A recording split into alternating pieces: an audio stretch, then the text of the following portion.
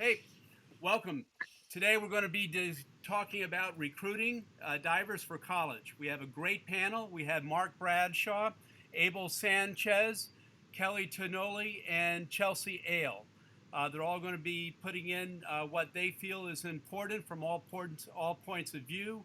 We have Mark Bradshaw, 23-year coach at Arizona, was NC2A Coach of the Year twice. We have Abel Sanchez on the Peruvian Olympic team in 2000, and he's currently coaching in Calgary, but he's coached several colleges, including North Carolina, Chapel Hill.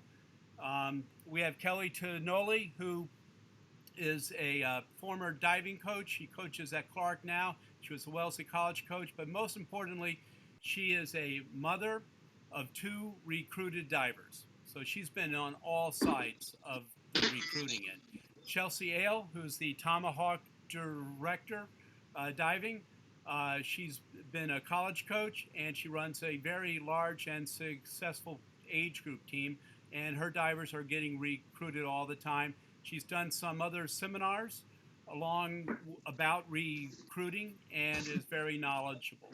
We're going to be bringing them in one at a time, and then we also will be taking your questions. We already have a bunch coming in, but we're going to wait. First, I'd like to welcome Chelsea. She's going to start us off, and then we're going to bring in Mark and Abel. Chelsea, welcome. Good to see you. Good to see you too. Thanks for having me. Oh, a pleasure. Now, I know you've done this several times with your divers and other Zoom seminars, and I want you to lead us off and get us going. Sure. So the college recruiting process is a very stressful time for everyone. People don't know all the details. They don't know the NCAA rules. They don't know how to get noticed. And so the more that we can share and educate everyone, I think the easier and the less stressful it's going to be. So I did a Zoom call about a month ago to really try and educate people on the process. And now we're doing this one today to really try and help answer all the questions that everyone has. So when they are going through the process, it's a lot easier and a lot less stressful for them. Okay, well, before we start, we have to throw in some caveats here. Because of the virus, my understanding is a lot of things are changing. I think the NC2A sent out an email yesterday. So anything you hear here is subject to change, and my understanding is it's changing on a weekly basis.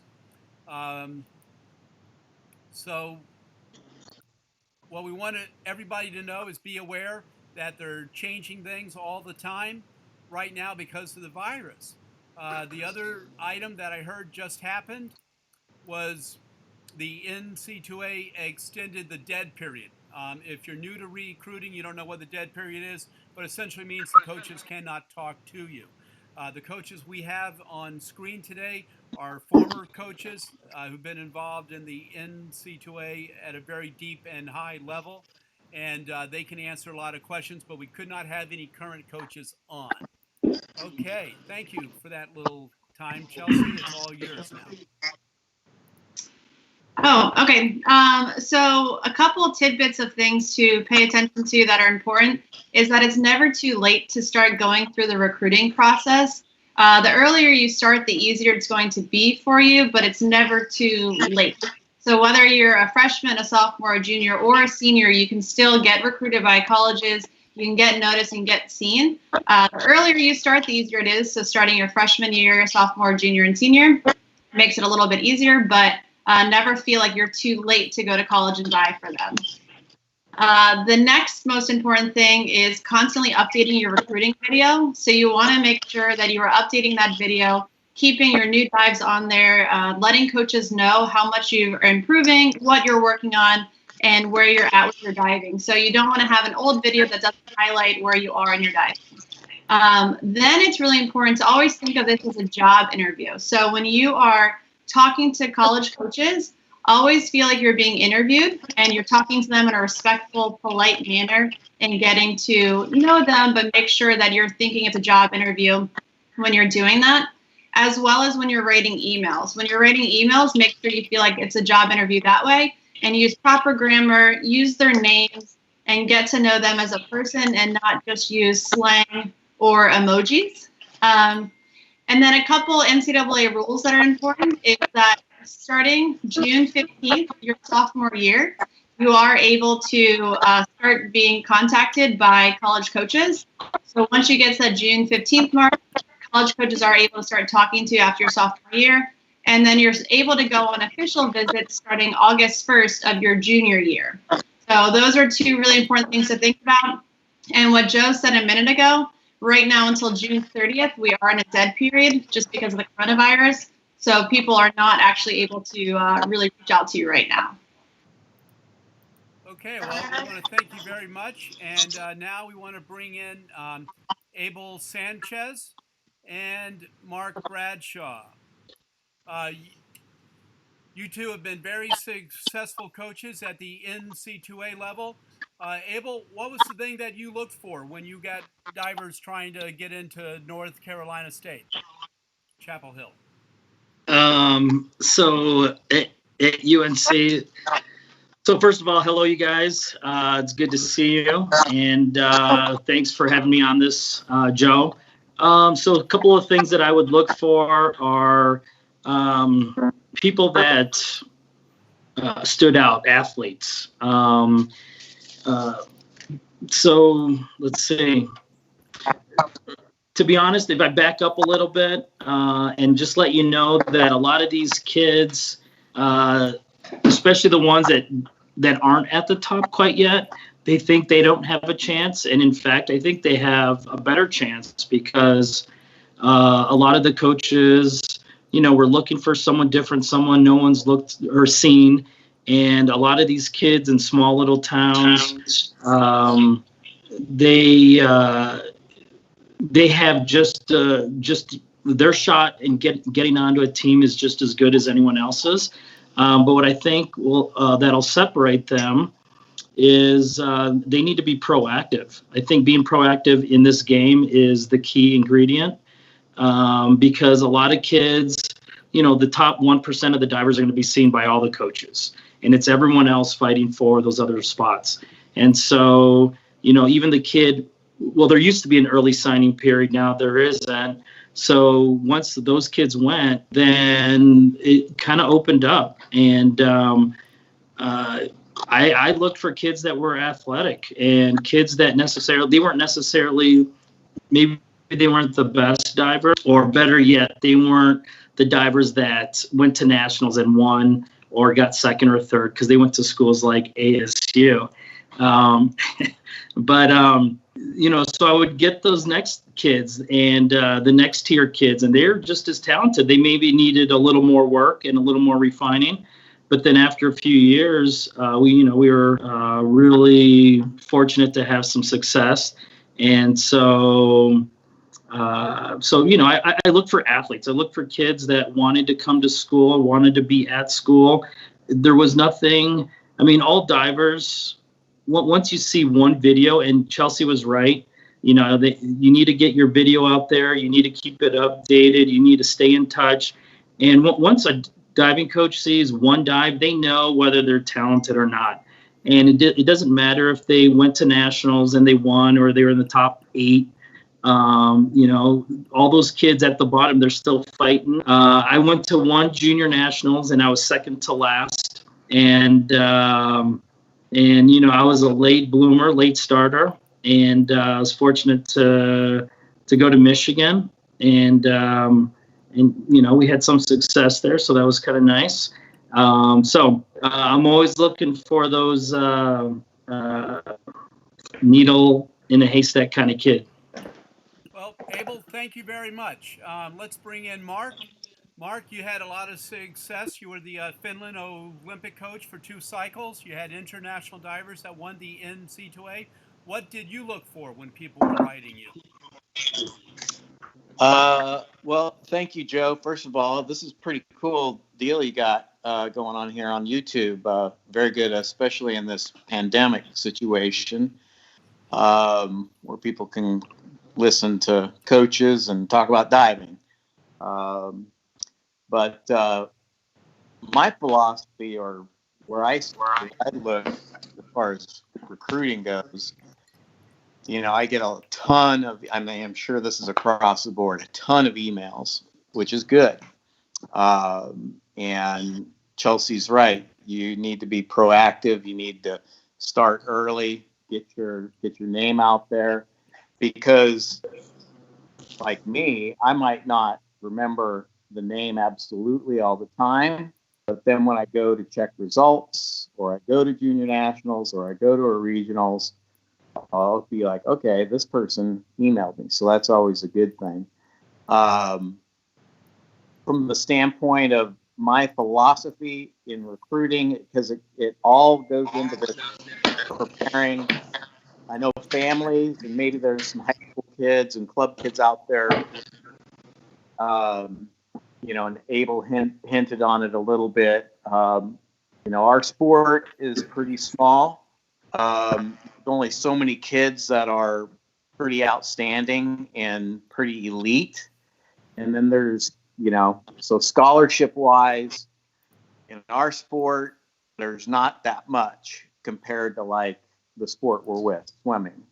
There's a ton of swimmers, tons of talent. Diving is a small sport, so the scholarship kids there's going to be a small fraction of those, and then there's a whole field open for kids that are maybe partial scholarship kids and kids that you might consider what we call a walk-on, a preferred walk-on, someone who you've identified as having the talent. So a little bit of a reality check is we want to give every kid a scholarship. There's no doubt about it, but we can't. So in my position, I always look at kids that are at the elite level, and I work backwards down to kids I think I could maybe get a partial and or academic money to, and or preferred walk-ons, kids that can commit to you, commit to the program, the school, who want to be there, who are just going to be excellent leaders in your program. And who knows, maybe at some point, depending on the situation, there might be some scholarship money that breaks open. So usually I target kids that are finishing at the top at the nationals. Those are the kids that I'm targeting, whether it be here in the United States or internationally. And that's where I'm kind of going with the scholarship money. But there is a certain value in each diving program for those kids who you identify then next that might be a partial. And I've had a whole lot of kids on my team that I didn't even know until they reached out to me and we started communicating, maybe in their junior year. And, and then it blossomed into a real interest, and, they became members of our program and, graduated, got their degree, and maybe even, did well at our conference meetings. So I hope that answered some of the questions about the recruiting process and the way I kind of look at it. Thank you, Mark. For the audience out there, keep in mind Mark was an elite level coach looking to get the top divers in the nation. There's a lot of schools that aren't on that level. In fact, most of them aren't. That's why Mark was an elite coach. Now, we have a question here that I'm going to bring over, and I'm going to have Chelsea answer it. Chelsea, where do coaches look for these videos? Instagram, or is there another place you can recommend? I think there's a couple of different places that you can look for them. Most importantly is YouTube. It's really easy to put someone's name in and then put recruiting video and find them that way. Or look for, say, 2020 diving recruits, and videos will pop up. You can also use any of those websites that are for recruiting. Those recruiting websites are great because athletes and coaches can log into them. Most coaches do use a lot of those, and they can go through and pull out the athletes that are males, that are females, that are looking for certain kind of levels of diving, and you can upload your videos to them as well, which is a perfect place to do it. And then, yes, you can use social media like Instagram and Facebook. In my experience, it doesn't necessarily mean as much to do it. You're constantly posting like time, and having a recruiting video is great because it gives you little snippets. You get to see your 1 meter, your 3 meter, your tower, what you're working on. However, if you do have an Instagram account, that's great. Just make sure you let the coaches know, because it's harder for coaches to search 2020 recruits or whatever it might be through Instagram, or on YouTube, it's really easy to find that information, or through any of those recruiting websites. Okay, thank you. Now we have a question from Eric in California. He wants to know about recruiting videos. Without recommending any companies, Abel and Mark, did you depend on any of the recruiting pay recruiting sites? Did you go So I'll jump in here. Can I say something? Well, we like to leave the companies out, but Yeah, that's fine. But did you use any of the paid sites as a coach?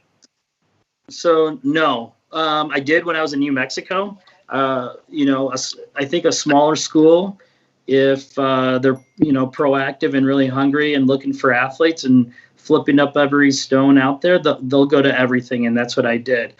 I think the bigger schools, no, they don't look at them, they don't see them, because people are reaching out to them. And so I think the best thing for some of these kids to do is do what Chelsea had mentioned. Create a little video, stick it on YouTube, and then go out and reach the coaches that they're looking for, and sending it that way. That's the best way, I think. I think a lot of these paid programs, I don't know. Well, thank you. We appreciate that. And Mark, you recruit at the elite level, so that makes it a little bit more difficult to have all the divers. Now, keep in mind that when you're at the elite level, there's 5 divers you're looking for. There's about 480 schools that offer swimming and diving. Most of them aren't out at the international meets, and these recruiting services can help you in that area. You can Google them and find them online. Most of the coaches don't have time to go out to all the national championships. The higher level coaches are looking for a very specific small group of divers. Okay, so let me grab another question here from Michael. And the question is, how do you handle the pre-reads for juniors who haven't been able to take the test? I'm going to take this over to Chelsea because I think she has the answer. Things have just changed about the pre-reads for juniors with schools. By pre-reads, what exactly do you mean by that? What a pre-read is when an athlete wants to go to a school. The school takes a look at their grades and their marks, and they tell the coach, yeah, this kid can make it in our school, or they say, don't bother. It just gives the coach a heads up. And my understanding is some schools are actively changing it because of the kids have not been able to take the PSATs and the SATs. This is something that's going to be changing for quite a while. Chelsea, do you have any other recommendations for the kids? So I think a lot of people might not understand what pre-reads are, so it's good to give them that clarification for it. I do know that a lot of universities are changing their acceptances, how they're letting people into school. For example, some graduate programs are no longer enforcing people to take the GRE. And I think the same situation is going to end up happening a little bit with these juniors and seniors, where they're going to have to either give them more time to take the test, or they're going to allow them, depending on how their grades are working or what they're doing, to kind of make it a little bit easier for them. I think people not being stressed about it is a good way to look at it, because we are in a situation where things are changing weekly. We really don't know what's going to happen. And so we don't want people to go into like, oh my gosh, I haven't taken my SAT or my ACT. Schools aren't going to want me. I think the more you're open and honest with coaches about everything, the better. I think telling them when you write them emails and letting them know, I planned on taking my SAT at this point. Unfortunately, due to the coronavirus, I was not able to do that. I plan on taking it whenever I can. And they'll be understanding with that. As long as your grades are good, you're sticking with your schoolwork, I think that's a great way to do it. But there isn't any, set precedent on this right now because we've never been in a situation where we've had something like this happen. I do know each university is doing it their own way, but I do know that a lot of graduate programs are not enforcing the GRE right now, and it might end up happening like that for the undergraduate programs as well. Okay, Chelsea, we'll let you feel this one too. Ava wants to know, do you recommend taking the ACTs and the SATs? Well, you need to take either the ACT or the SAT to get into colleges and to pass the NCAA eligibility centers to be able to get into school. Some schools prefer you to take the ACT. Some schools prefer you to take the SAT. Some schools don't care which one you take. Each test is different, so it's good to realize what your strengths and weaknesses are and realize what's best for you as a student. So some people really thrive on the ACT but don't do well on the SAT, and vice versa. If you are able to take more than one test, I recommend trying to take both of them and just seeing which one you do better on or which one you feel more confident and comfortable with. But I would also look into the schools that you're interested in and see what their criteria are. Because some programs you have to take the ACT, some you have to take the SAT, some you can take either, and some you need to take both. But the better you do on everything, the better it's going to be for you. The higher your GPA is, the easier it's going to be for you to get into school. But you do need to take at least one and just try to do the best you possibly can. Okay. Mark, this question is for you. When a diver, how does a diver ask you to give them a scholarship? How did the divers approach you? I know a lot of divers, they don't know how to ask for money. They're new at it, and their parents wish they would.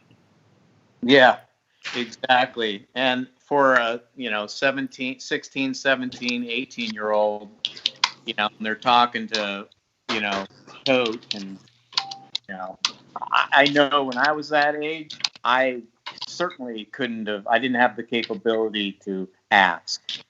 I couldn't deal with it. So that's a lot for a young person. Typically, it depends on the level, like we talked about earlier. I recruit at various levels. I recruit the elite, I recruit kids somewhere in the middle, and I recruit preferred walk-ons. So, I found that in my history that when I recruit in Europe, the kids there, they just, if I'm talking to them, it's just a given that they're going to be close to a full scholarship, if not, a full scholarship. So most of the cases, the kids won't ask me about scholarship until I bring it up, until I say, okay, this is what we're looking at financially. And as I got more into my career, I found the better you are with transparency right off the bat with kids and their families regarding that, it saves a lot of time. And that's a good thing. That's not a bad thing, because this is an expensive, proposition going to university, especially now. And, families are expecting that their kid has worked so hard that, let's see what we can get. And the reality of it is that there's just not enough scholarship really to go around to everybody. But I think if you're upfront with families about where you stand, if you can do that, that's what I do. I just say if they haven't asked me about it within the first couple of conversations, I'll bring it up. Okay, thank you very much. Next question we're going to field is with Abel, and the question I want to talk to you about is, as coaches, we talk a lot, and divers may not realize this, but one thing I've recommended some of my divers is don't tell one college coach that, yeah, you're your favorite school, and then have them sit on deck and have three other college coaches say, yeah, he's loved my school the most, he said. And they don't realize that. So I think Mark's point is well taken, that you need to be up front as a coach and as a diver. And divers talk among themselves when they go on recruiting trips. They, I hear things. And then I know as coaches, we sit on the deck and we talk about divers. Um, so have you had that experience? Oh yeah, for sure. Um, yeah, it happens all the time. I think what Mark, he was on point by saying that it's important to be honest and upfront. There are some, you know, maybe some coaches that promise some things, and it's a juggling act on the coach's end. And just so the viewers know what happens on our end happens on their end, just the same. We have one scholarship, maybe one and a half, maybe half a scholarship, and we're looking at 4 kids. And we have to bring them all in, we have to show them, and then we don't know. We too have our top 1, top 2, top 3 divers, just like the divers have their top 1, top 2, top 3 schools. And if our top 1 diver says no, then we move down to the next. And unfortunately, you can only promise one. Well, ethically, you can really only promise. You should only, yes, promise one diver at a time. And so, what I try to do is this: I'll say, this is, I'm an open book. You fit here. I'm offering this to this person. If it opens up, then great. If it doesn't, then then we go from there. But it is a juggling act. But I think being honest on both ends is always the best. Okay, now we have a video question here. I'm going to take the liberty of answering part of it. We had video geared up to go of several recruiting divers. Some were with music, some were without music. The reason we're not showing them the different samples is because the copyright police will tag us if we have background music playing here, copyrighted background music. What videos caught your eye in a few words? Music, no music, practice, competition? Which was your preferred video to watch? Who are you asking? I'm asking you, Abel, because you're on screen. Okay. All right. You know what? I always like a polished video, but I think any video would work. I mean, we're just looking for talent. But if you want to make it entertaining, heck, I may watch it 2 or 3 times just because it's a cool song. But really, we're looking for the talent, and we're looking for a hurdle. We're looking for a front, an inward, a back, a reverse, a couple twisters. And we don't. One thing not to do, please don't show us like you're fixing the fulcrum, you're getting set, you do the dive, there's an entry, and then we hear 7, 7. You know what? We don't care about that. We just show us the dive, and make them fast, make them quick. We're pretty sharp people, and so we're used to seeing lots of dives, and so just fire it at us, and we'll sift through our own brain and just show us what you have. Practice me. It doesn't matter to me, because I know if you're going to show me a practice video, you're going to show me the best one. So you better show me great ones. And if it's a meet, and you hit all your dives, wow, that's pretty special. So mix it up a little. Maybe have 2 videos and say this is a meet and you hit all dives but one. Or, if you show me a practice video, show me the best ones. Don't show me smacks. That's the worst. Like, you have the opportunity to show me your best, and you're going to show me a smack. Now, if it's a funny smack, maybe, but just show me some good dives. Okay, I think Abel just answered that question. He's looking for skills, but of course, when they have the interviews, they do look for some type of leadership role. The diving group at a college is small and tight, and if you have a person who riles things up and messes the team balance up, a lot of coaches aren't that interested in them. I think as college coaches, and Mark will bring you in here, it is important to have a team balance. You need kids that fit into the team, right? That's been my experience. Yeah, for sure. Um, and in a lot of cases, it's a little that can even be a little bit out of your control because you said something earlier about coaches have small budgets, so you can only go to so many meets and really get to know a recruit so well.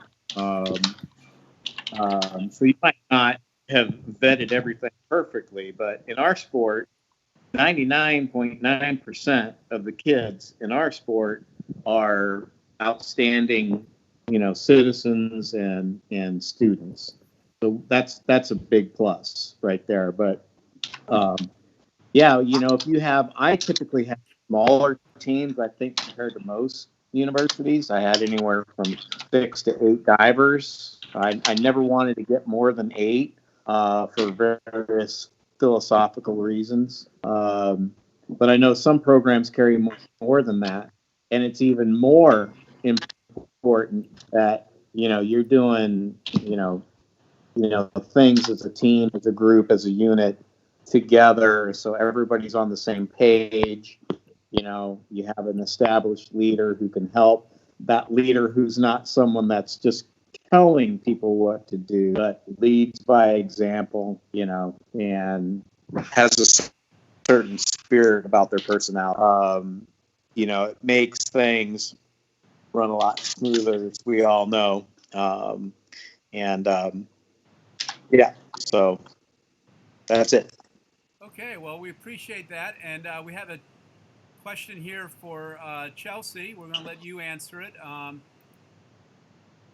The question is, do you think it's beneficial for the high school coaches? What type of role do they play in the recruiting end of it?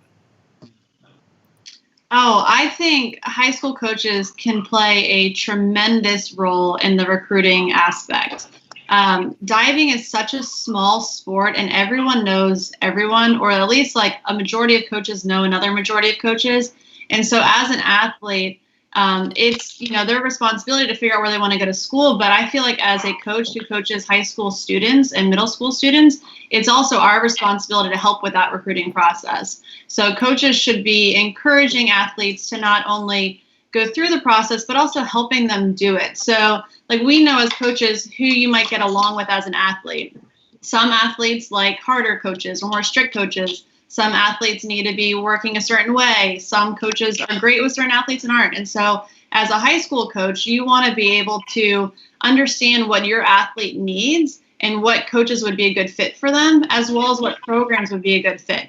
Are they good enough to go to one of the top tier programs? Should they look at more D2, D3 schools? What would be the best fit for them? And as a high school coach, it's really important that you encourage your athletes to make the best possible choices for them. I very much believe that if I had been more educated in my process, I would have gotten to a different university. And so as a coach, like it's imperative I teach everyone as much as I can to help them make the most educated decision for them. And if you don't know, like if you're a high school coach and you don't have the information, then find resources to share with your athletes. If we do calls like this or whatever it might be, help your athletes in any way you can. Even if you don't have the answers, there's ways to get those answers and help them get the best possible thing. Because there's a diving program for everyone out there. Not every, kid is going to go to top tier program, but every kid could go somewhere if they really want it. And it's your job, or it's our job as coaches, to help them get there and make the right choices. I think that's a very valid point. I'm not sure all parents and divers realize that there are schools that take swimmers and try turning them into divers to score points. It's not every school has a full flight of divers. And one thing is that as far as recruiting goes, the schools can help you get in because they need the talents that you bring, or they can maybe reimburse you financially at some of the better schools, but they're much more competitive. Many of the top academic schools, are in the D3 level. The top level of that diving is pretty good. The medium to lower level, actually are bringing in swimmers to score points. There's a place for everybody, even though we're dealing with elite age group coaches here and college coaches. Now, the next question is for Abel. It's quite long and lengthy. This is what you would expect from a Stanford person. Okay. Abel, I was wondering whether divers who are a little under the bar in terms of meeting requirements such as full 2.5s both ways, if they have a larger role to play in recruiting now that divers cannot currently get their new dives. I think he's speaking of divers who are on the cusp of learning the new dives, but because we've been out of the water, they haven't learned them. And I know that in your case, you look for talent because you're a good coach and you can make them mature as a better diver. So what do I do? What do I tell them? Well, what would you tell a diver who's maybe doing all the doubles and going over and quite hasn't had the time to take the back double to a back 2.5, and yet they're expected to be in Yeah, school in the fall, yeah. or they're looking. I think Yeah, I think that's a great question. I think it all comes down to the school that they are looking at or the schools. If it's going to be, let's say if Mark was still at ASU, um, kindly, I would say, maybe you don't want to throw your hat in there. But if it's a smaller school, let's say New Mexico, where I was, and I was looking for athletes, then I would say, yeah, it doesn't hurt. Again, a coach will know. They'll be able to see whether you can make a dive or not by watching a double. Just, explain, hey, I'm working my doubles, and show your doubles or show what you had. What I like doing is I also like recruiting gymnasts. So if there are any gymnasts out there, and I would ask gymnasts, show me a floor routine, show me your favorite apparatus, and I want to see if they can flip, twist, and spin. So I think I've recruited. Here's a great example. I recruited a girl. Her name was Michael. She was awful. She tried to do like back 2.5s pike and just was not making them. I'm like, why is this girl even trying these? But she was strong. She was athletic. She was a level 10 gymnast. She converted to diving. And I asked her to send me some video on her gymnastics, and man, did she ever pan out. She was amazing. She worked hard. She was dedicated. She kicked some serious tail, and she was amazing. And I know she wanted to go to a school in the state that she was in, and they wouldn't even let her walk on the school. And I said, great, let's go back. And we spanked them hard. She was great. So don't worry about where you think you are. Just send it out. So what if it's you may get rejected, you may get a lot of no's, but there's a coach out there waiting for you to build you. And, maybe they will also take you to the state you're coming from and the schools you wanted to go to, and you too can spank them. So, I think it's really, if you guys think you're good and you think you're ready for the big time, then great. You may not make that school or make that squad. Go to the smaller school and work hard, and go to those big schools and then beat them. So, Okay, well, thank you. Now we have a question that's come in several different terms. Would a school recruit me if my best board is 1 meter? You can answer yeah, that, or I can answer it. I would love to answer that because I Okay. know Mark was an Olympian. So, I had a 1 meter list. I didn't really have a 3 meter list, and I had a 0 platform list. And, and this was back in the day where you did all levels. And, but I was hungry and I wanted it, and someone gave me a chance.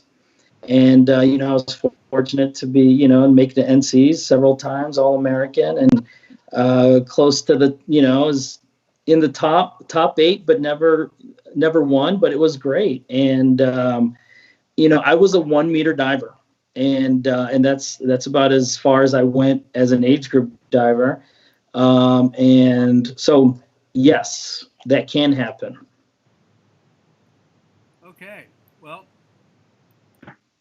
the next question we're going to field over to Chelsea. Um, what is the best way to start reaching out to college coaches? So the best way, I think, is just to get in contact with them sooner rather than later. You're more likely to get recruited by a school if you reach out to the school. So like when I was coaching at Western Kentucky and Ohio University, if an athlete reached out to me first, I was a lot more likely to recruit them, get a little bit more excited about them because they had already shown interest in the university that I was at, as opposed to me trying to find people and persuade them to come to my school. So you can find all their email addresses online on whatever the school's athletic page is, and just email them. Write a very nice email, a very professional email, and reach out to them. Now, I will say you want to write emails that are specific towards that school. So don't write one big blanket email and send it out to every single school. I had a girl one time send me an email and had like 200 coaches in the to line. And I immediately deleted it because I was like, clearly she does not want to come to this school. She wants to go to any school. So make sure you reach out and you say, dear coach so-and-so or Mr. So-and-so or whatever. And I'm really interested in your school X, Y, and Z because of, and kind of just say a little bit about why you're interested in that one specific school. And it'll make coaches so much more likely to talk to you and want to reach out to you. Also, it's okay to acknowledge people at meets. You can't have conversations with coaches at meets if you're not in the recruitable age or in the recruitable area. But anytime you are on a pool deck, you're being watched by everyone there. So you're being judged in the meet, but you're also being judged as an athlete. If you go to a meet and the coach of the pool, say thank you for having us here. We appreciate you letting us have at this meet. Or if they're a judge, say thank you for judging. And you're not actually having a full-on conversation with them, and you're not going to break any NCAA rules that way, but they get to meet you that way. But I think the best way to do it, honestly, is just through email and write a really professional email for them. And the sooner you do it, the better, so that, like Mark was saying, once they hear your name, they're more likely to remember you when they see results or to move forward that way. Okay, well, thank you very much. I'm going to field one of the easier questions here. How does a coach define divers' talent? Coaches at Mark's level and Abel's level and Chelsea's level, a lot of the top coaches, they can see one or two dives, and that's all they need to see. I know people spend a lot of time on video. That's great for some coaches, but there's a certain range of coaches at the top. They see one or two dives, and they're either going to stop the video or they're going to watch a little bit more. They generally look for people who can jump, spin, and twist. The top level coaches are good teachers. They can teach this. There's some newer coaches who haven't maybe developed the skill, and they're maybe looking for a diver that is more of a package and less of a challenge. That's already doing some of what they consider hard dives. Okay. The next question is for Mark. I want to bring Mark in here. Mark, how did you recruit international divers? Well, Should I ask, or now that you're not working for the NC2A, or? No. That's a very good question, actually, because early on in my career, I had a lot of our, U.S. college coaches ask me, how are you so successful at recruiting internationally? And basically, I landed one really, really very talented recruit back in the early 2000s that kind of opened the door in Europe for me. That he knew a lot of other kids, and just word of mouth kind of spread. But it also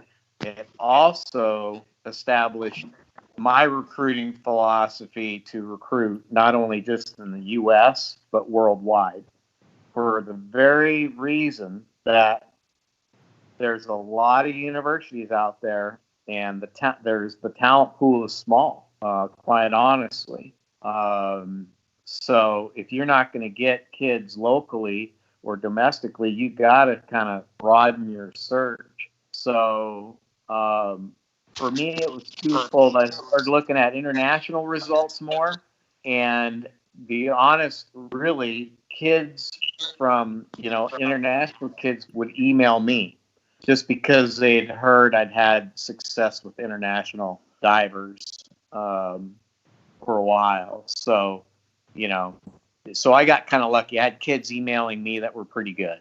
But it all started with my first real successful diver back then. But if you want to be successful, in your program with getting top talent, you have to have a broad search. You have to look all over the place. Okay, well, thank you, Mark. Now we're going to bring in Abel for a pretty loaded question here. I could answer it, but I'd get in trouble. Can parents negatively affect the recruiting for their diver? Yes, and they do. Unfortunately, because, the parents are vested. I get it. And I could tell you story after story after story, but, I won't. I'll just say, I do like the parents to be involved. Because, at the end of the day, they are paying the bill. Even if a kid's on a full ride, they're going to be paying something. And so I try to keep them in the loop, but I think sometimes parents overstep their bounds. And I had one parent who tried to negotiate, and I was given a good package and they wanted more and more, and they just packaged themselves out of the deal. And it was like, you know what, this is just a red flag, and I'm going to be dealing with this for 4 or 5 years, and it's going to be a headache. So, I moved on. I had to. So yes, parents can. I think parents are, I'm a parent. We're all here parents, most of us. And when my kids are ready to go to, to university, I'm going to ask a lot of questions, because I think parents have questions that need to be asked. Like Mark had said, as an 18-year-old, you're not going to ask what you're going to get. But I think, this isn't like, I think some parents think this is, I don't know what basketball and football are like, but, we're not haggling like, I'm going to get a car and then, throw in this and that and the other. Like, you're either going to get what we asked for. You can ask for a little more. That doesn't hurt. But if you keep asking and asking, then you're just going to hurt your child. And so I personally do like to talk to parents, and I know some coaches don't. And I do want to hear from the athlete. I do want to, 80%, maybe 70% from the athlete. But I do want to hear from the parents too, because I think I did win one diver over by winning the parents over and assuring them that their kid would be fine. So that is a loaded question, and I don't know if I answered it for you, but there you go. Okay, well, you actually did, and I'll add something to it. Age group coaches, I've been on age group and college. They have to deal with parents on a more daily basis. A lot of college coaches feel once they go away to school, the parents are a little less connective to the diver, a little less involved sometimes. Keep in mind that coaches understand that parents want what they view as best for their child, and sometimes it's their first child, their first diver. A coach like Abel's seen 200 or 300 divers. He knows how to manage it. He's more than capable. And so, yeah, parents can affect it both ways. I've had parents who I love and parents who I've had less love for. Okay? So I hope that answers your questions.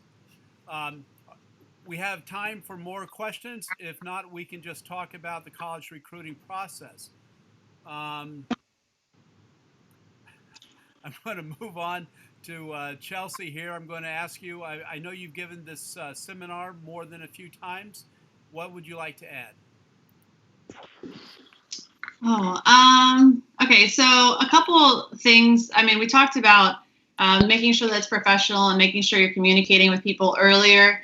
You want to sign up for the NCAA Eligibility Center as soon as you can so that you're able to ensure you're cleared. What has happened before to some people is like the NCAA Eligibility Center will make sure that you have the right classes, that you're going to be able to dive in college and be an NCAA athlete. And so the earlier you can get that done, the better. I think it's very good early on to make goals. So think about what schools you could dive at now, what schools you might have to try a little bit and work a little bit harder to dive at, and then what are going to be schools that are going to be reach schools for you.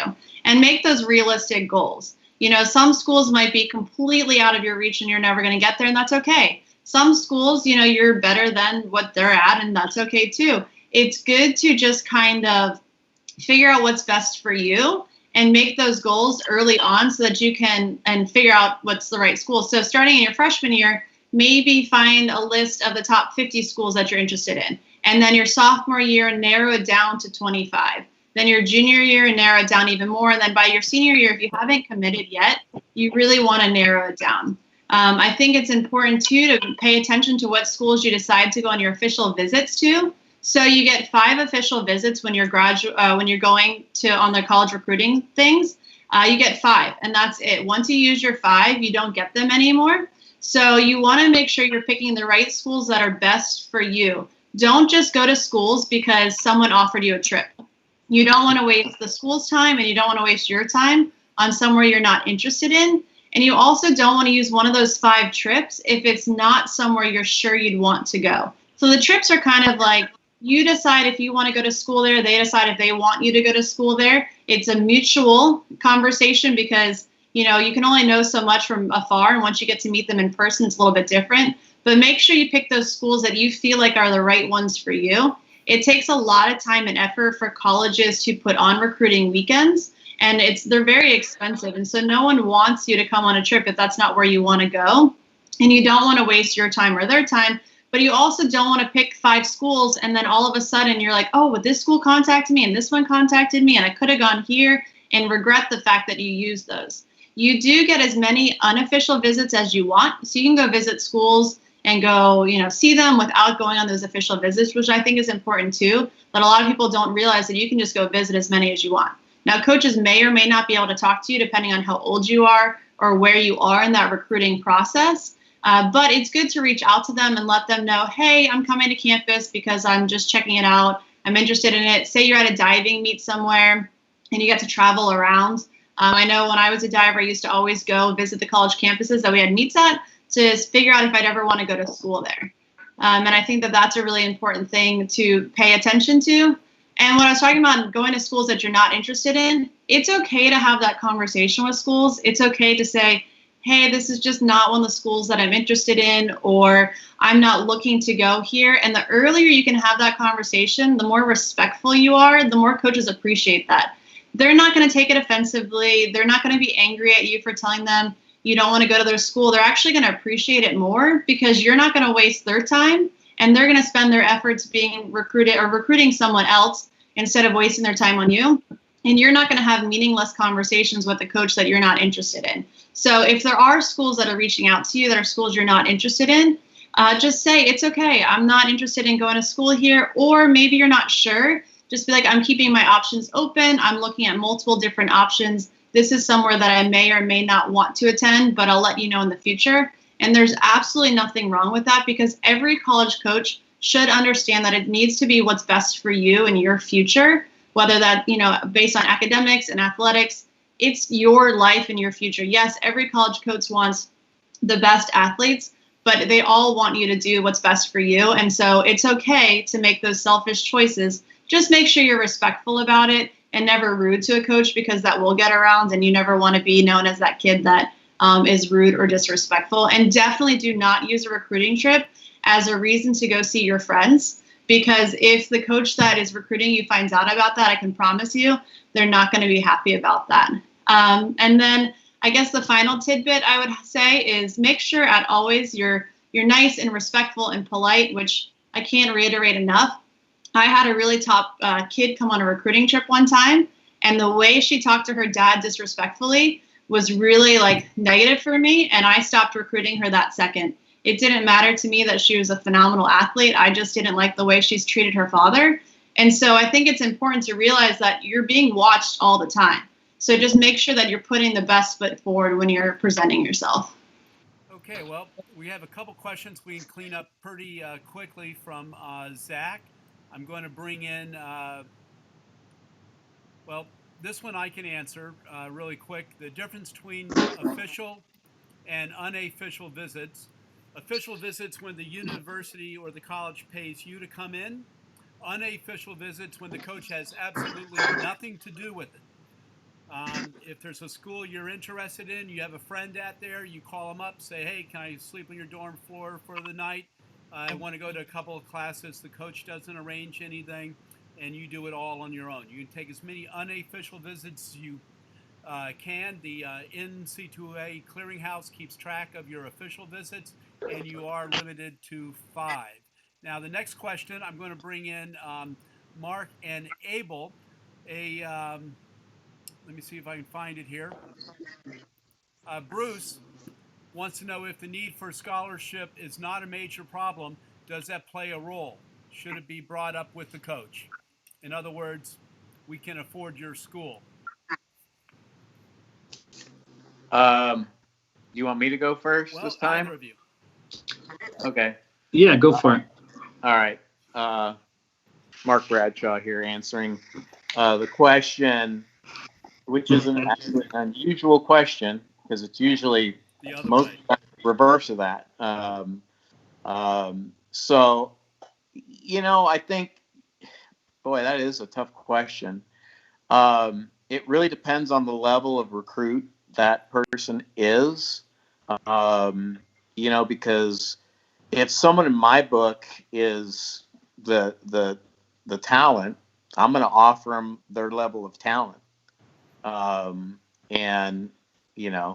But if say they donate that information, maybe that might change what I might do so we can recruit more kids into the program, save some money, and recruit, more kids to help, because everybody knows that you want to have, you just don't want to have one really good diver, that diver and others want to be diving with other great divers. That helps everything.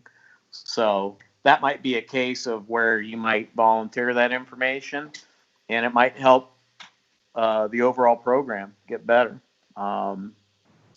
So I think that's a coin toss question. It's up to you, really.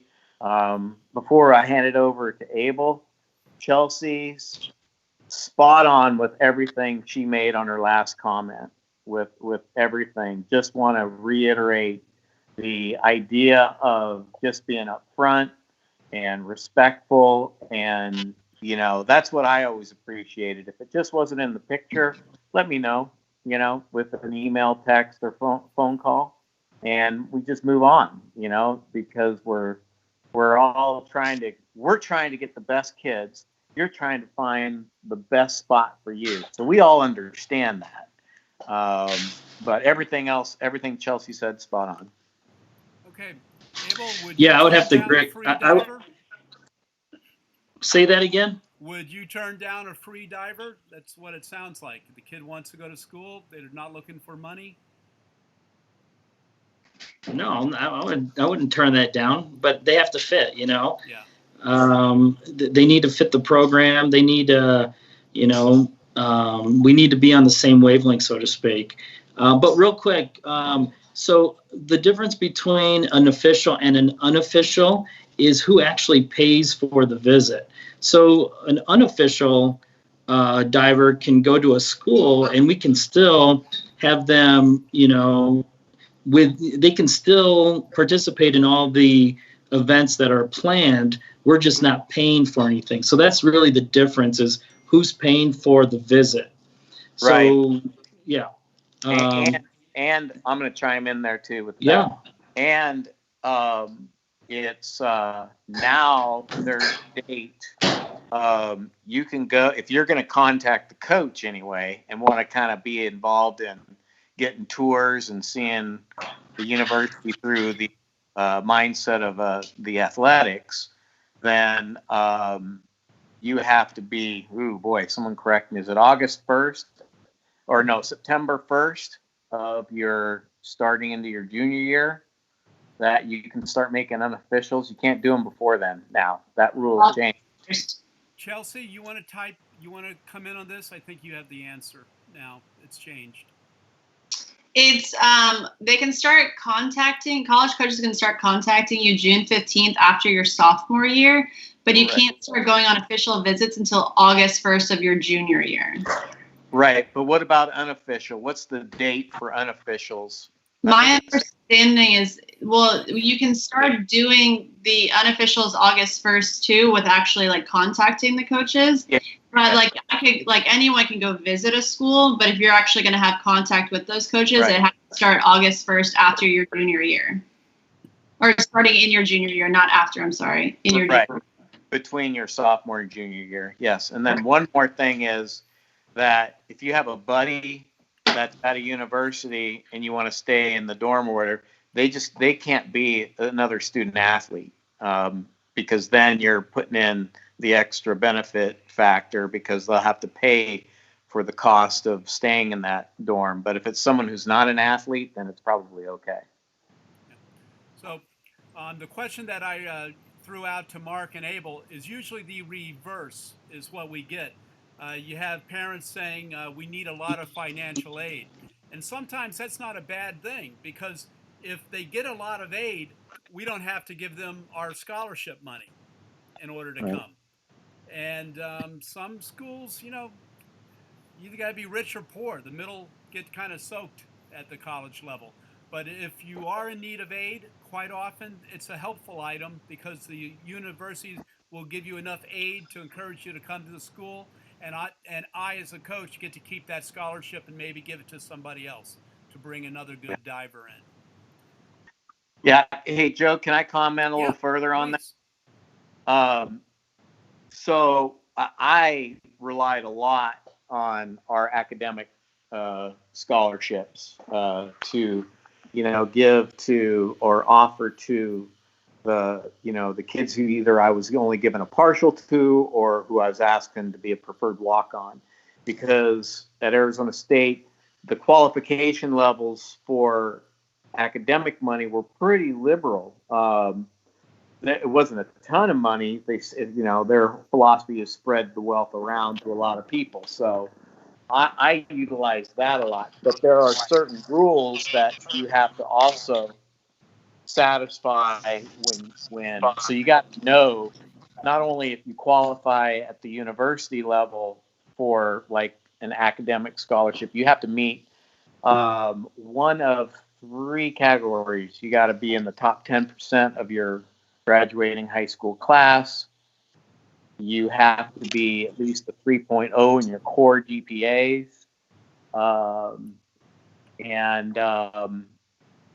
I think there's a certain ACT or SAT level you have to meet too, but I can't remember that. So just be sure to, don't think it's a slam dunk that you're going to qualify for athletic aid at a university because you meet their categories. You also have to meet the NCAA level. Okay, well, Tim Fisher wants to know about the positive and the negative of parents attending recruiting trips. Great question. Well, I'll take that. No, I like to have parents show up. I really do. The way I used to set it up is the first day is very informational. They're going to the academic advisors. They're looking at what we have to offer. They're looking at the training rooms, the weight rooms. And parents ask really good questions because the kids are like, yeah, that's cool. And they take pictures and that's cool. But I want a kid. I had one diver who showed up with index cards and had questions on them. And she would write on the back. I'm like, what is this girl doing? And she was prepared. I recruited her, by the way. She was awesome. She was always prepared. She came in. She was amazing. In any case, I do enjoy having parents show up. Because then after that day, I tell them, hey, we're going to meet up. We're going to have dinner. You're welcome to come to dinner, but this is more for the athletes. The athletes are going to go and they're going to be with the divers and they're going to do whatever. And if parents wanted to sit with me and have one-on-ones, that's great. But, I think it's important for them to show up, and there is a time for them, and there's a time to like let them know that this is for your kid. Parents, if you do it nicely, they understand that they want to know if they fit in with the kids and if they're gonna, just do well with the crew that you have. And so I don't know. I like for them to show up, because if you can win the parent and you like the kid, then you're going to get the kid. Well, the parents are making probably the second largest purchase next to their home, and I know several schools that cost more than homes now. Mark, parents on recruiting trips, yay or nay? Yeah, I'm with Abel. I mean, my philosophy's always been, and I always do invite parents to, the visit as well. And I'm going to give you a stat here that's just crazy. I'm not going to give it a stat. I'll just throw out a percentage. Maybe 98% of the kids I've recruited, the prospective student athletes I've recruited that have made official visits, 98% have come on their own, even when parents are, and I've had the conversation with parents, and parents just don't come on diving recruiting visits. It's not weird or strange. It's just, I think in most cases, parents want their children to have the freedom to have the experience on their own, that somehow they're going to be in the way. And, I don't think so. I, for every reason that Abel said, it's just, they're going to be listening more to what's going on, with that highly informational day on Friday, that first day, there's just a lot of information. And, but it's a phenomenon in our sport that not many parents make the visits. I think actually in the most recent years, maybe it's happening a little bit more because the NCAA has relaxed rules a little bit more, and I think parents might be seeing the benefit of coming, but to the official visit. But yeah, I wholeheartedly welcome parents and families to come to make the visit as well. Okay, well, I coached at a major school that had a football team with a full stadium, same as you two, and we always made sure the dad got tickets to the football game.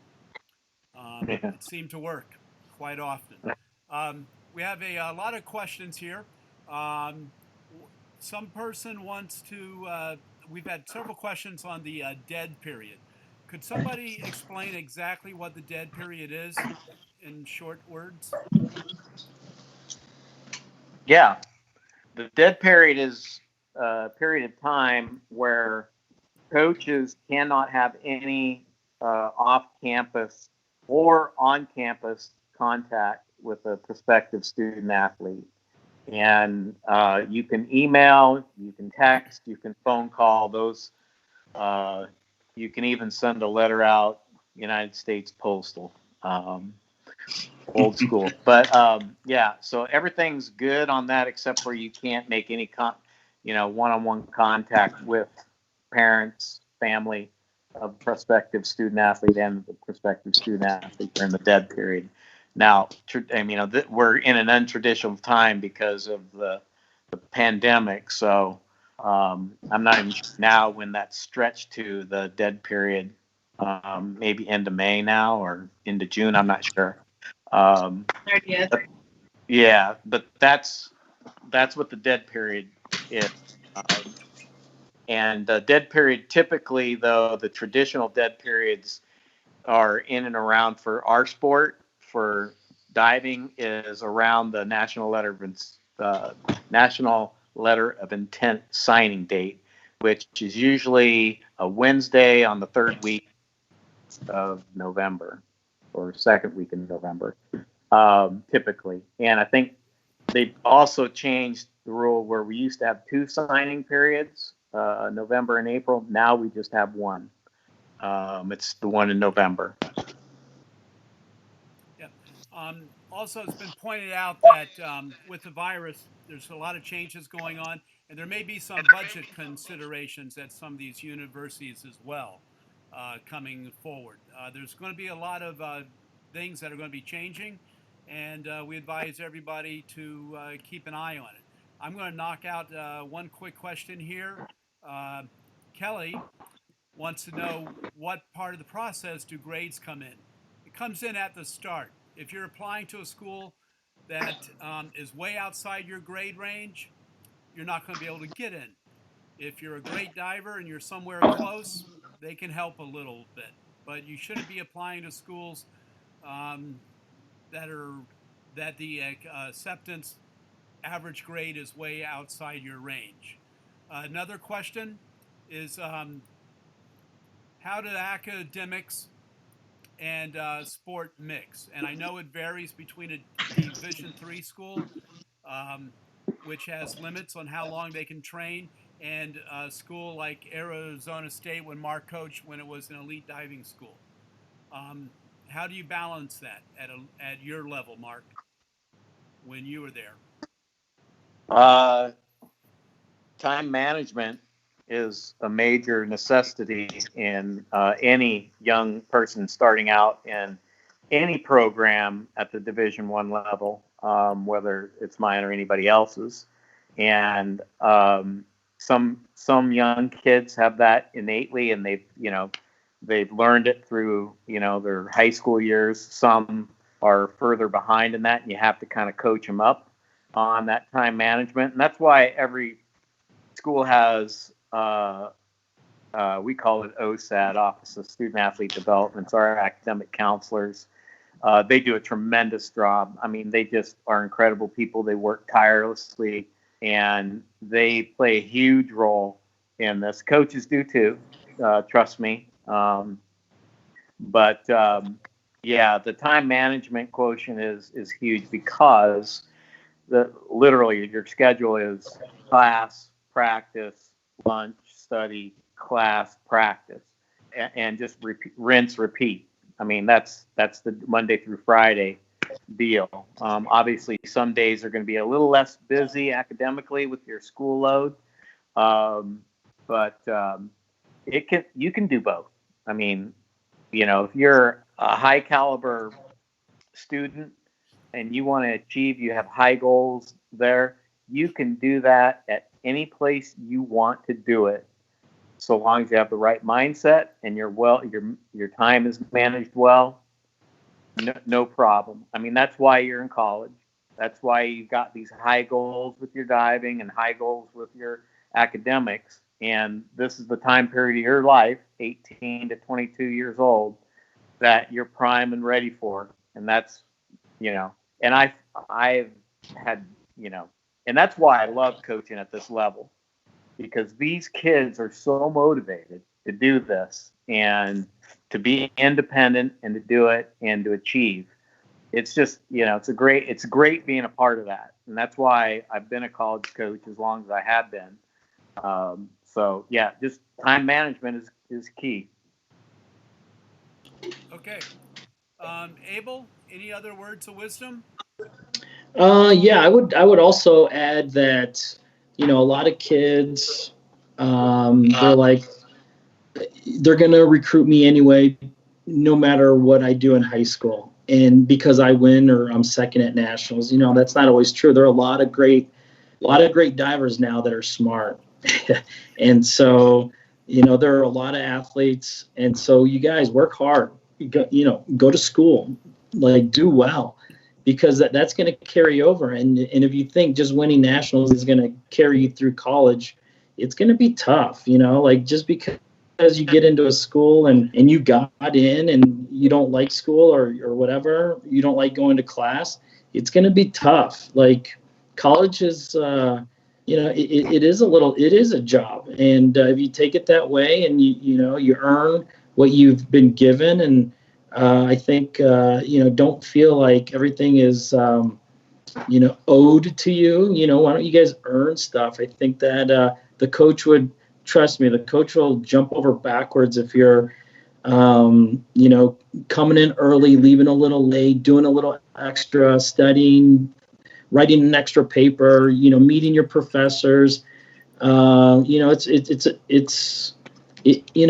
tricky a little, but I think there's a lot of help. Every university now has academic advisors, tutors, all of these tools in place for student athletes to excel. So take advantage of all of that, and it's a great time. There are 4 years of your life, 5 years that you'll never forget. You're gonna have friends for life. My diving teammates, we still keep in touch, and they're great bonds, and it's a great time. Well, Abel, I have another question for you. When a Sure. coach makes an offer to a diver, how long does the athlete have to accept the offer? Ooh, that's a great question. I think it matters. It depends on where in the process, and if the coach is being honest. There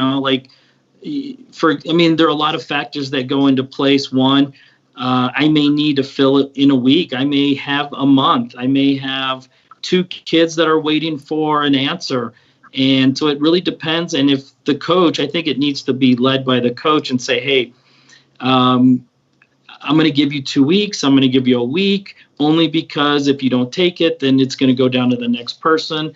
I hate I really, really despise when coaches are like, they're at the pool or they're on their visit, and a coach says, you need to sign by the time you leave. Like, what the heck is that? Give the kid time to go home, talk to their parents, think about it, maybe call the other coaches. And I think, we're looking for kids that are going to fit, just like they're looking for places that will fit them. And so it needs to be a two-way street. So I think communication comes into play when you're talking about, how much time. If a kid wants to decide right away, great. If a kid needs another week or two because they're going to go on 1 or 2 more visits, heck, I'm like, go visit, because we're the best school. You're going to be better if you come here. But if you think you're going to do it somewhere else, do it. Please do it, because then you're not going to have a happy diver. Okay, well, I like to bring everybody back in here if I can, including myself, and just say thank you very much for everything. We got a lot of questions. This will be available on YouTube later. It will be recorded, I hope, and available for watching later. I just want to stimulate a little bit more conversation, because I think we can go a little bit deeper with some of the questions here. I have a lot of age groupers that go on to schools. Where I live, academics is very important to the parents, the branding of the schools. And I often tell my athletes, if you break your leg and you can't dive, do you still want to be at that school? I think that's an important question, because uh, a lot of coaches move around. You start with one coach, you finish with another coach. And what's important is your school and that it's a good fit. Most kids, they all stress out about school, then they decide on a school, and they're usually fairly happy. From a parent's point of view, anybody can stay married for 4 years if that's the cutoff, and that's the same thing with school. I shouldn't say anybody, but most people can. Then you have, kids go to school and they generally like the school they go to, even though there's a lot of stress over which school to choose. Also, there's a lot of great D1 schools. Schools like Mark Coach, we're looking for elite divers. Abel, an elite coach at Chapel Hill, looking for the top divers. The other thing that kids and parents need to be aware of, they sometimes look at a school and they go, oh, that's a really good coach because the divers are good. There's some schools you just don't say no to if you can get in. And then there are other coaches whose divers may not be as good, but they're excellent coaches because they've taken a diver from zero to a certain level that you're looking at in 3 or 4 years versus recruiting the national championship. Okay. Also, there's a lot of academic money out at a lot of schools. available if you need it. There's a school for everybody. Anybody else want to make a closing statement? And I've been reminded there are a lot of good D2 schools. I've had the opportunity to judge the Division II Nationals the last 1.5 years. We had a half year because we were told to go home in the middle of it because of the virus. We never got to finals. But the top level divers there are amazingly good. They could compete at a top Division I school. Then there are other schools that are happy to have you. Same thing with D1 and D3. There's a school out there for everybody. Any closing statements anybody wants to make? You're all on screen. Yeah. Go ahead. Oh, sorry, Mark? Abel. Okay. No, go ahead, Mark. You go. All right. Hey, Joe. Something as we've been going through this popped in my head. I think what I'm going to say is really important to say because of the recent change with the NCAA and opening up the recruitability of juniors, junior prospective student athletes, and this year was crazy. I mean, recruiting juniors. I mean, I just want the listeners, and hopefully this spreads out because it was very unusual. I can't tell you how excited I was when this rule passed. Well, first of all, I didn't vote for the change because I thought it was too early. But then I embraced it because I figured out that one of my biggest issues with recruiting domestically within the United States, nobody knew about Arizona State, because we're kind of out of touch with a lot of, in terms of having competitions here and being close to other big club teams like the Midwest and the Southeast part of the country. So I thought this was a chance for me to get my foot in the door and, get young people to know who I was and Arizona State and what we're all about. And bam, I make my first 5 phone calls, and these juniors had already scheduled their visits. That never happened to me even with the seniors.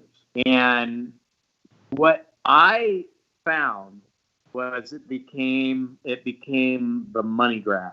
And I think what people were guiding parents and guiding people misconstrued, and we were becoming like football, the early offer, the early verbal commit.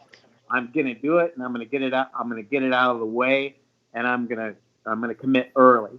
And I cannot tell you how I don't believe in that. I think it's good to keep an open mind, do your due diligence.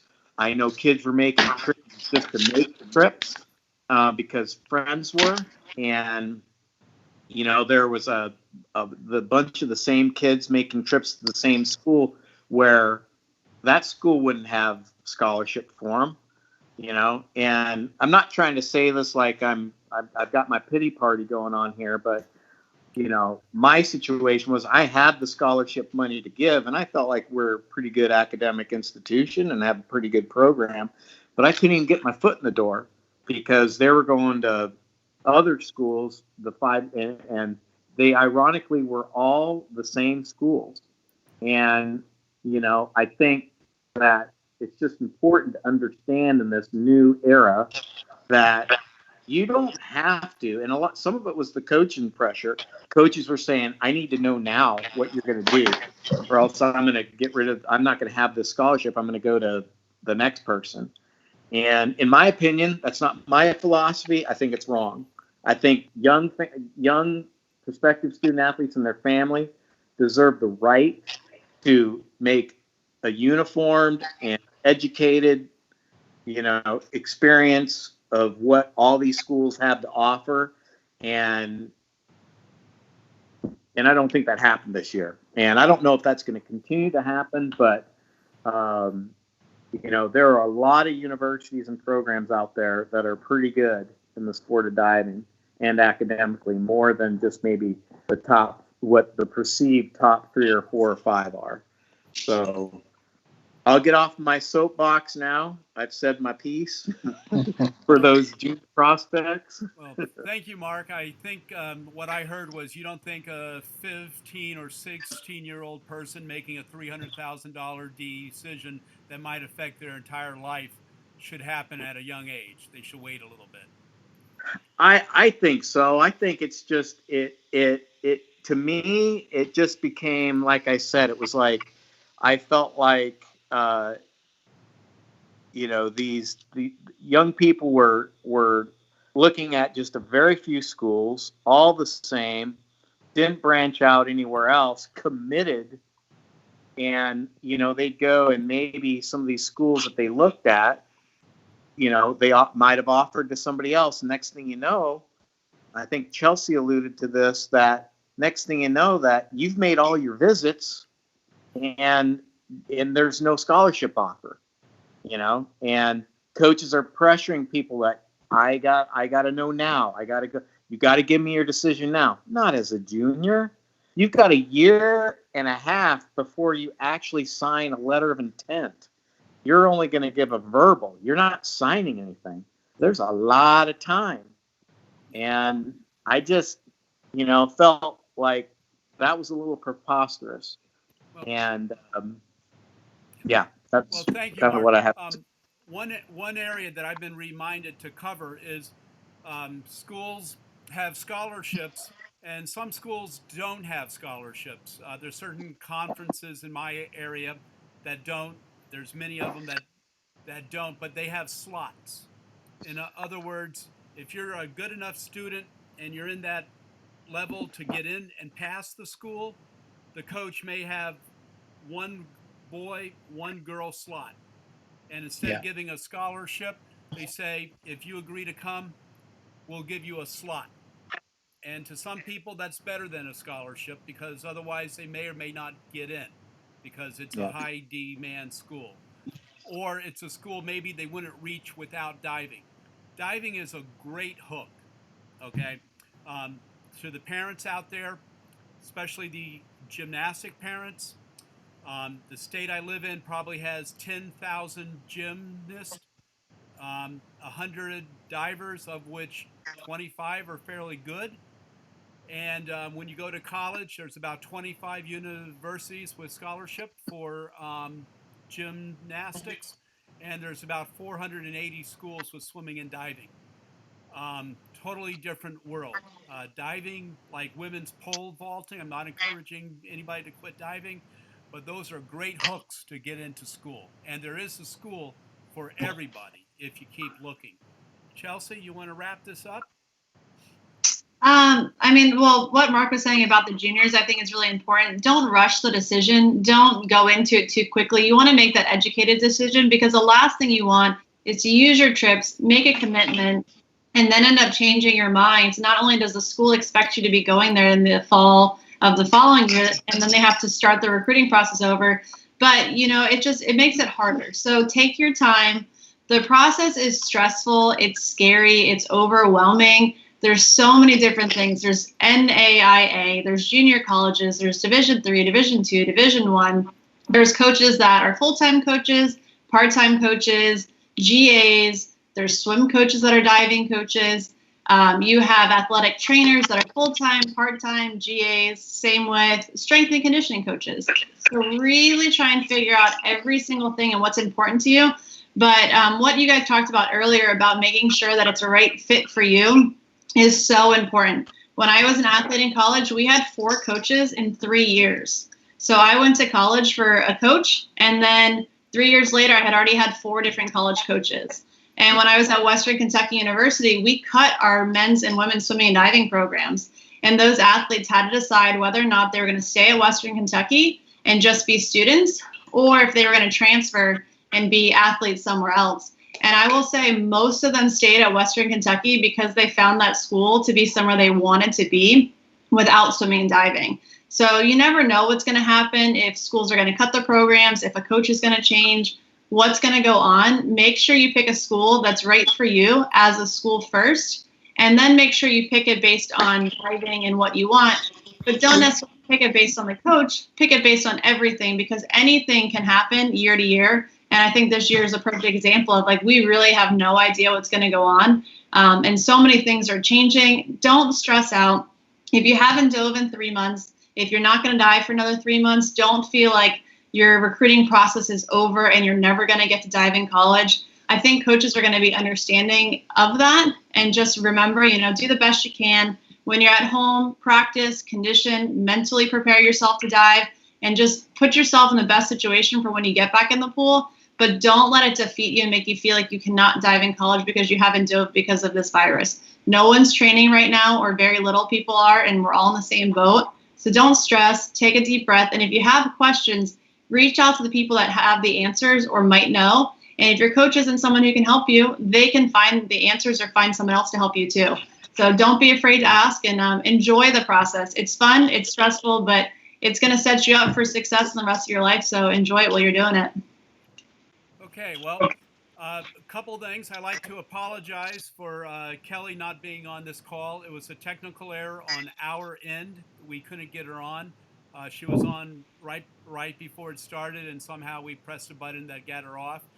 She was bringing a former college coach along with a parent of divers who've been recruited. So she had a viewpoint different, and we wanted that out here. And it was my technical error that caused her not to be here. I'd like to thank Abel. Abel, can you point over to Mark? Can you see the screen there? Can you point over to him again? Yep. Well, point to him. I just want to see that Point ring. to who? No, I just wanted to see your ring. Oh. There you go. And Mark, do you have yours on, or? Oh, I haven't worn mine in years. Okay. He has like 7. Not one. Okay. Well, I haven't worn mine in years either, but that's for another reason. Chelsea, I want to thank you and Mark and everybody for being on board. We're going to wrap this up, and thank you. And thank you out there in the audience. We'll have more of these. We have a few more ideas coming forward, and we hope you enjoyed it. Thank you very much. Thanks, Thank Joe. you. Thank See you you. later, Joe. Bye-bye.